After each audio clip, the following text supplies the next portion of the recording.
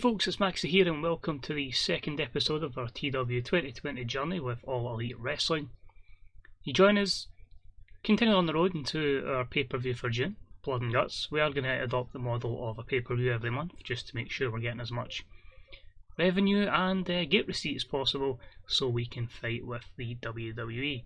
Now, first thing I just want to quickly clear up, which is not related to the actual AEW stuff or TEW, but just YouTube in general. If you haven't seen the community tab, I've taken the decision to disable comments for the future at the moment in time. There was basically a bot going around that was constantly targeting a lot of YouTubers that are 1,000 or 1,500, 2,000 subs and under, with just say spam videos effectively. Apparently, any contact with these, any people that click on it and subscribe to it, do put their channel at risk. So that includes people, of course, not just the people that are doing videos, but say for example, if one of those people had put in a comment and someone on here who just looked to watch the video and then thought, I'll click on this and go for there to get more subs, it could compromise their channel as well. So it's looking out for, as I say, obviously the channel here as well, but for you guys as well, just to be safe, because you never know, you could accidentally click it, you can miss clicking before you know it, you could have your channel compromised as well. So just a wee security thing. I know a few other TW folk have done it. So we'll have it for the foreseeable. And any changes I'll comment on the video when that stops and put a wee thing in the community tab as well. It might be something short term, but it's for the best. The thing is as well though, because obviously Scotland is still in lockdown, a lot of these videos will be taped quite in advance, but it does mean there'll be more in quick succession. So I might say tweet me instead of commenting me when the channel does reopen the comment section. But until then, anything you want to know, any mistakes I'm making, yeah, just tweet me your feedback basically. Same handle, 21Maxwell. And yeah, I'll be more than I'll either get back to you on Twitter pretty quickly, or I'll even just take a couple of the comments, etc., and answer them in a future video. I'd say the next video, but the rate I'm booking, etc., it might be 2 or 3 episodes down the line. But that's cleared up. We're here for AEW Dynamite, our second episode. Another one that was pre-booked way in advance, so hopefully it all makes sense. We've been in for a couple of wrestlers, 3 to be exact, and WWE has outbid me for 2 of them, which is not ideal because 2 of them were in my plans. So one is done and dusted, so I can't go to the roster screen or the office screen because that would give it away. But hopefully they'll debut, the next couple of weeks. I'm trying to see if I can hold off the debut until Blood and Guts. But I hope you enjoyed the first episode. As I say, obviously I can't get feedback on that, but that is what it is. Let's carry on our adventure and our journey with All Elite Wrestling. So today we're booking the show in Daly's Place. So we're expected to get 4,169. We're going to adventurous. We have 5,500 capacity. I just think it'd be better to get more rather than less. There was never really anything in between. So I'm hoping here we get a good show and just continue to get some more overness to the company. We are like 400,000 down this month, but I'm hoping you basically make it up with pay-per-view. So obviously that's something I can judge at the end of the month, and then we can see if there is anything we need to cut back. But 10 million in reserve, we can burn through that. So I think my problem with previous saves is I'd always try just raising as much money as possible. Because obviously that's a thing in Football Manager, to try and do that and then spend it in the transfer market. But here, you can work off about $1 million in the bank, even if you're a big company, as long as you're making back a good amount of money as well. So we'll crack on. I think it's quite fitting as well that this is an indoor practice facility with the Jacksonville Jaguars, and hell, this will be the place where that show was taking place. I think that was behind closed doors. So that's quite a cool feature. I'm happy with that. Yeah, pretty much AEW's home field. So let's crack on with the show, shall we? And here is some AEW Dynamite. So 15 segments here, and we start off the show in front of 3,648 fans in attendance, with a little bit of the bubbly as the inner circle make their way to the ring. Of course, Chris Jericho, Sammy Guevara, Jack Swagger, that's still there, but Jake Hager, Santana, and Ortiz. Let's move that back. The 5 of them stand in the ring, with Le Champion Chris Jericho having a few words to say. So a lot has happened last week. First off, that lucky victory that the Elite got over us. But most importantly, Cody announcing not only the Blood and Guts pay-per-view, but the 5-on-5 main event will stay the same. The Elite, obviously with Matt Hardy against the Inner Circle. Now I know the Elite have their wild card in the form of Matt Hardy, or whoever he is now, DeMarcus or Devin or something, but you're dealing with an undefeated MMA fighter, a Spanish god, the best damn tag team in the whole world, and me, Le Champion, Chris Jericho. At Blood and Guts, the Inner Circle concludes its takeover of All Elite Wrestling, and I will be back on my path to reclaim the All Elite Wrestling World Heavyweight Championship. So good promo there from the Inner Circle. Jericho's performance fantastic. Hager poor performance. Jericho improvised well, although Guevara, Hager and Ortiz struggled. Jericho benefited from a hot catchphrase, a little bit of bubbly possibly, but he got the show off to a strong start and got the crowd hotter, which is good. So good to see an opening there for the Inner Circle. As I say, we're going to go with the 5v5 main event. As I say, obviously it's effectively the Elite now with 6 when you add in, of course, Nick Jackson back from injury, but he'll not take part in that match. We will sort out a plan for him because he is fully fit in this. Negatives, if we just quickly go to that, if it lets me click on it. I'm going to have to scroll it. So yeah, 3-1 there, just thrown off because of the improvisation of Jericho not being scripted. But that's fair enough. Opening contest of the night saw one of the members of the Inner Circle in action, and it was about that had good heat and decent wrestling, as Jake Hager defeated Joey Janela in 8-12 with the, we'll call it the Hager Bomb, and a 67 rating there. So a good one for him. 52 for Joey Janela, a 65 for Hager, and it got the crowd hotter, which is good to see. Just Joey Janela penalised for inconsistency. Obviously we'll book Hager to be quite strong, as has been the case with All Elite Wrestling so far. Next up, we head up basically to the AEW control room where Alex Marvez is standing by with some news for us. Just feel that's pretty realistic, that's something that would happen. So, in a true Alex Marvez fashion, hey AEW fans, and boy do I have some exciting news for you today. I can confirm the brackets for the AEW TNT Championship, with the winner being decided at AEW Blood and Guts pay-per-view at the end of the month. In round 1, we will see a rematch of the first ever AEW Dynamite match as Darby Allin takes on the Spanish god Sammy Guevara. So could Sammy be doing double duty at Blood and Guts? The dangerous Lance Archer will be in action as he faces recent AEW signing Colt Cabana. The natural Dustin Rhodes will take on the Bastard Pac as both seek to win the TNT Championship. And last but not least, the final match of round 1, Superbad Kip Sabian will hope his youthfulness can take him by the SCU member Christopher Daniels. So that's your bracket. Who will be the man that lifts the TNT Championship at AEW Blood and Guts? So a 47 rating there, and Darby Allin and Colt Cabana benefit from a groundswell of public support. Actually need to book in that tournament. But had some good heat and decent wrestling. We had SCU members Frankie Kazarian and Christopher Daniels defeat the Best Friends in 10:05 when Christopher Daniels pinned Chuck Taylor with last rights.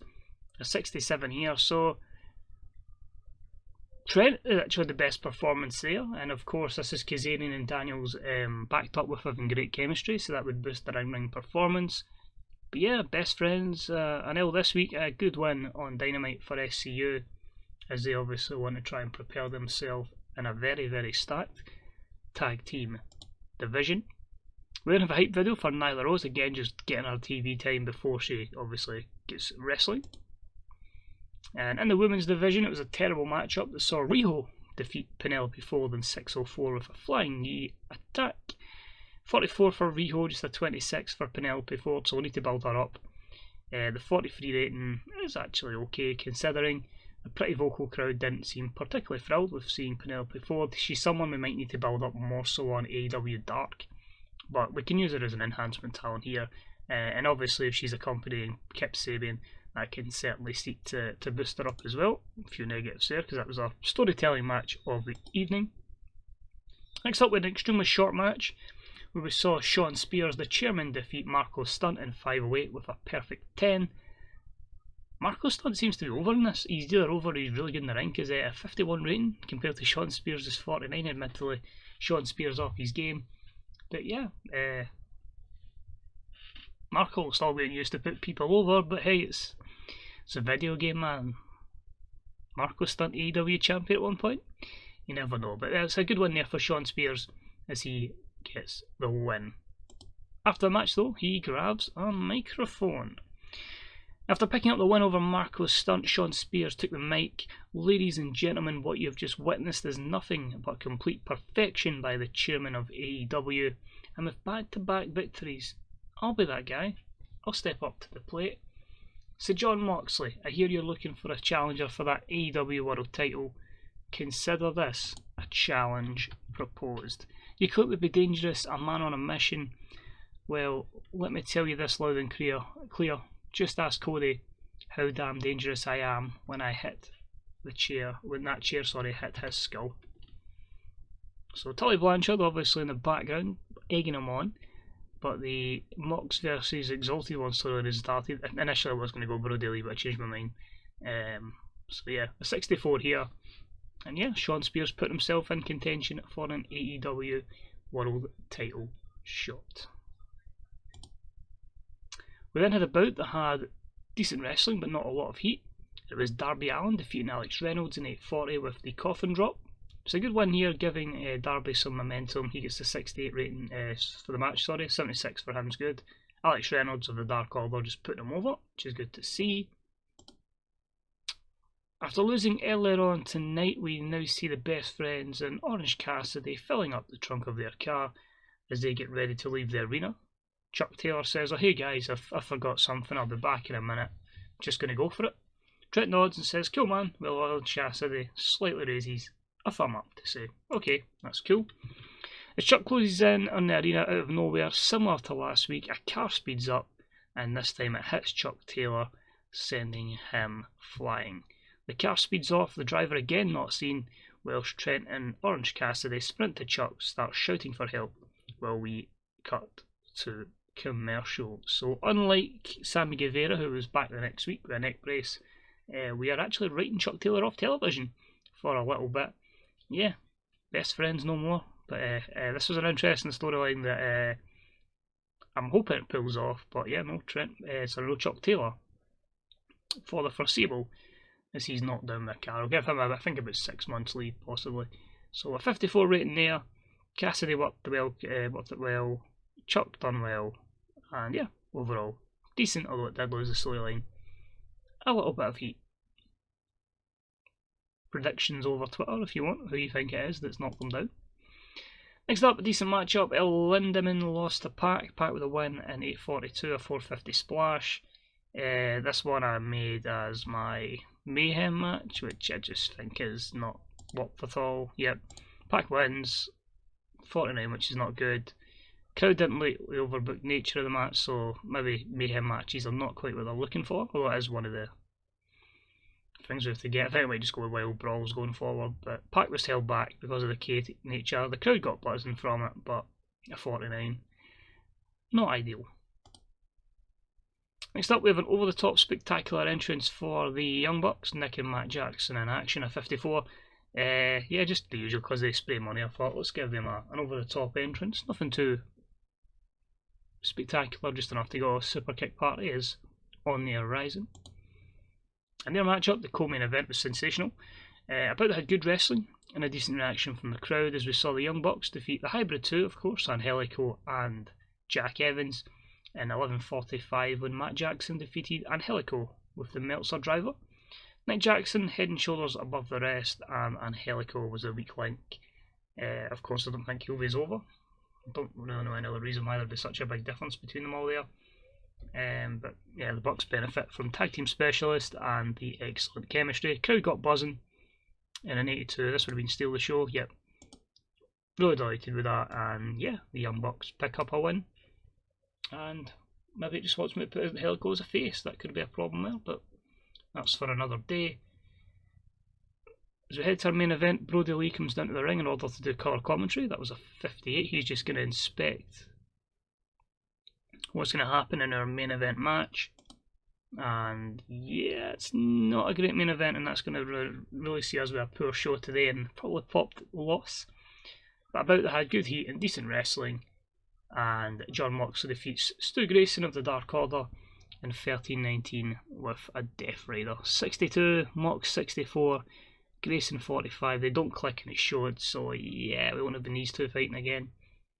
But yeah, it's not ideal. Worker chemistry, inconsistency, that's the other big penalty, but yeah, I thought that would have delivered, but yeah, apparently these two don't mesh well. Oh no, they actually still managed to get 69, so the co-main event saved us, which is good.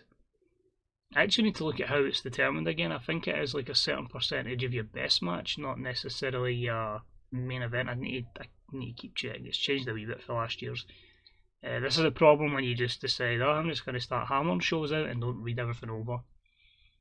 Too much hype to play it rather than actually finding what works, but trial and error anyway. But main thing is, the show increased our popularity in 17 regions, and yeah, I am happy with that. You can tell you're lazy with the angles because obviously it says Jericho makes 4-way for the television shot, for a title shot, when in reality it was just a case of the Inner Circle having a promo that I had to customise.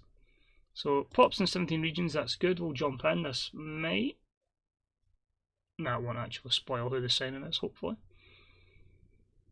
But we can see there 1,641 fans at NXT. You can see there the main event of Damian Priest and Johnny Gargano versus Breezango on the WWE Network. And AEW Dark, just to confirm that, is with Wardlow defeat Marco Stunt. I had Big Swole defeat Mel. I had Sammy Guevara defeat Brandon Cutler.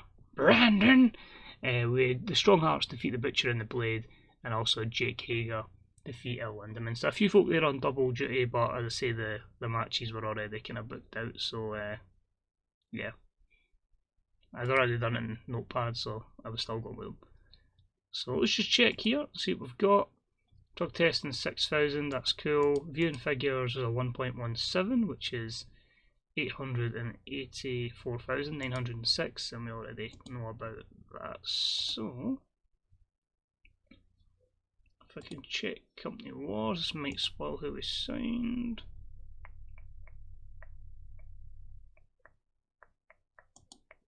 It did. Shit, you never saw that. Yeah, it's cool. So I think I went down a wee bit of 1.17 fell 1.21, so it's quite cool. We can kind of check our TV ratings, but yeah, it's still decent. We're still looking to try and make a bit of money, and yeah, at this present time, might as well put it there since you know who the new signing is. 9.5 million. That's cool. So I may as well spoil it. We did not get Dax Harwood, but we got Cash Wheeler, so I've got one of the revolt for the next couple of years. So yeah, good luck being a singles wrestler. We'll try our best to push you. The other person that I tried for, which WWE outbidded me in a 5-year deal for, was Zack Ryder. I wanted to bring in Mark Cardona, but no, he's away there. So that's cool. WWE still tend to bring people into their roster. I'm still not going to pay over the odds here until I know we're in a good financial situation, because if I'm going to overpay for somebody, it'll be somebody that's under contract with WWE that we can pinch for them. So, cheers for watching. Thanks very much. I suppose all we can really do is leave a like. It's much appreciated. But I say, either message me on Twitter, same username, just with any thoughts or any mistakes I made, or just generally anything you're thinking of TW, how your saves are going. As I say, I wanted to make this channel as social as possible, but the reality is we need to keep everybody safe, whether that be online or offline. But apart from that, we might have a WWF video tomorrow, and then it'll be back to EW. It'll be more so EW ones because they are obviously weekly, and WWF's a month. But obviously I'm playing so much TW just now that the videos are going thick and fast. And my offline save, I'm just waiting till there's a mod that I'm 100% happy with, the WWE.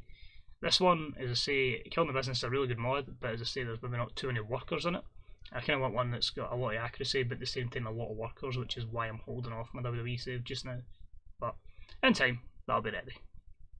No rush. That's the main thing. So most importantly, guys, stay safe. May check out TWDB, the Grey Dog Software forums, and the Fantasy Bookers subreddit. And until next time, I'll catch you for next week's Dynamite. This is Twitter Maxwell or Maxie. Pick one, and I'll see you soon. Bye bye.